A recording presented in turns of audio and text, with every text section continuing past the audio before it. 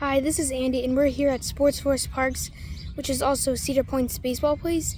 It is probably the nicest place I've ever been to baseball related. Outside of baseball, it has playgrounds for the little kids. It has course, putt-putt, and absolutely so many fields. I think there's at least fields. That's crazy. And they have 3, if not 4, places for concession stands. They have a huge entrance.